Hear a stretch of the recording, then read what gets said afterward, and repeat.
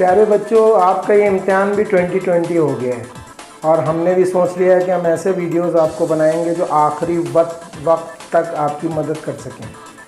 آخری وقت میں بھی بہت کچھ کیا جا سکتا ہے، خاص طور سے ایک امتحان سے لے کر دوسرے امتحان کے بیچ کے وقت میں تیاری کی جا سکتی ہے، اور یہ تیاری سوائے اس کے کہ ہم لکھ کر کریں، خاص طور سے جو کہ ہم گرامر کر رہے ہیں، اس کا پریکٹیکل اور اس کی مشق کرنا بہت ضروری ہے، اس کا جو ہے عملی طور پر اس کو انجام دینا بہت ضروری ہے۔ آج جو ٹاپک لے کے ہم آپ کے سامنے حاضر ہوئے ہیں وہ ہے سابقہ اور لاحقہ، یعنی پریفکس اور سفکس۔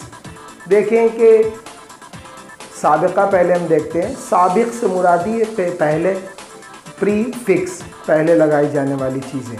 بہت آسان ہے، وہ حروف جو کسی بھی بامعنی الفاظ یا لفظ کے شروع میں جوڑ دیے جائیں اور وہ اس لفظ کا حصہ بن جائیں، اس کو ہم سابقہ کہتے ہیں۔ جیسے با، بے، ان، لا، غیر، عدم، اتنے الفاظ ہم استعمال کر سکتے ہیں۔ یہاں دیکھیں ہمارے سامنے ہے با جماعت۔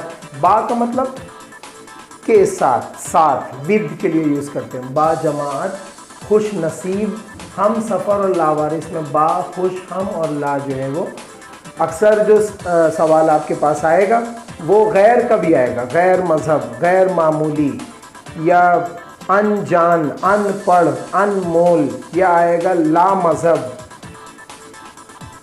عدم کے لیے بھی آئے گا عدم وجود، اس طرح سے، یا عدم موجود، اس طرح سے بھی لفظ آئیں گے۔ امید ہے کہ آپ ان کی پریکٹس کرتے رہیں گے اور ان جیسے کئی الفاظ کو اپنی کتاب میں سے بھی نکال کے آپ لکھ سکتے ہیں۔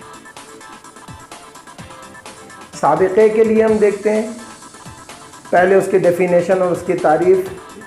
وہ حروف جو کسی بامعنی لفظ کے آخر میں جوڑ دیے جائیں اور وہ اس لفظ کا حصہ بن جائیں، اس کو ہم لاحقہ کہتے ہیں۔ اور یہ ہے ناک، مند، گاہ، گر، گین، بہت سارے الفاظ ہیں، کار، تو اس طرح سے ہم اس کا استعمال کرتے ہیں۔ ہم دیکھیں گے یہاں پر خطرناک، دولت مند، جادوگر، سیاست دان، بہت سارے لفظ ہم یوز کر سکتے ہیں۔ عید گاہ، اکثر جو سوال آتا ہے اس میں 4 نمبر کا ہوتا ہے، بہت جلدی سے اس میں ہم 4 نمبر لے سکتے ہیں۔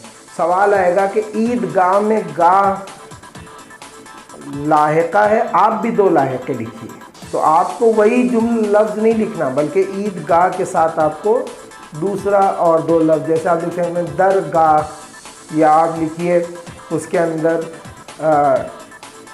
عیدگاہ، درگاہ، بارگاہ آپ لکھ سکتے ہیں، قتل گاہ، سجدہ گاہ آپ لکھ سکتے ہیں۔ یا گر آئے آپ کو تو آپ جادوگر، بازیگر، اس طرح کے جو ہے گر لگا کے الفاظ، یا ناک لگا کے افسوس ناک، وحشت ناک، دہشت ناک، اس طرح کے الفاظ ہیں۔ یا مند آیا آپ کا تو ایک ہی لفظ نہیں ہے، صحت مند، خواہش مند، ضرورت مند، دولت مند، کئی الفاظ آپ اس کو لکھ سکتے ہیں۔